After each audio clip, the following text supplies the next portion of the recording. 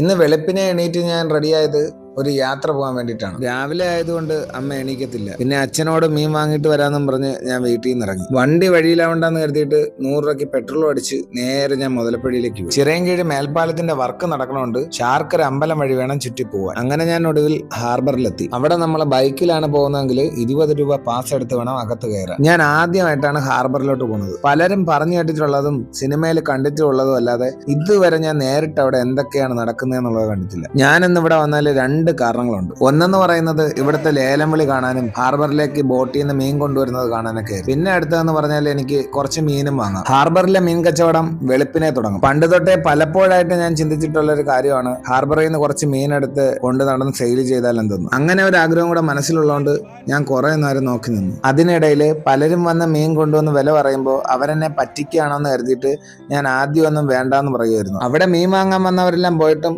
ഞാൻ അത് നോക്കി അവിടെ തന്നെ നിന്നു. അവസാനം ഒരു ചേച്ചി വന്ന് എന്നോട് ചോദിച്ചു, എവിടെയോ കണ്ടിട്ടുണ്ട്, യൂട്യൂബർ ആണോ എന്നൊക്കെ. അങ്ങനെ ആ ചേച്ചിയാണ് എനിക്ക് മീൻ വാങ്ങാൻ ഹെൽപ്പ് ചെയ്തത്. ആ ചേച്ചി യൂട്യൂബർ ആണോ എന്നൊക്കെ പറഞ്ഞ് മിണ്ടിയപ്പോഴ് എനിക്ക് ഒരുപാട് സന്തോഷം തോന്നി. ഇതിനു മുന്നേ കുറച്ചുപേർ അമ്മയെപ്പറ്റി തിരക്കുമ്പോഴും എനിക്ക് ഒരുപാട് സന്തോഷമാണ് തോന്നാറ്. നമ്മൾ 2-3 ദിവസം മീൻ വാങ്ങുന്ന വിലയ്ക്ക് ഇത്രയും മീൻ കിട്ടിയപ്പോൾ ഒരുപാട് ലാഭകരമാണ്. ഇതൊക്കെ ഇനി കണക്ക് നോക്കി ഓരോ ദിവസവും വെക്കണം.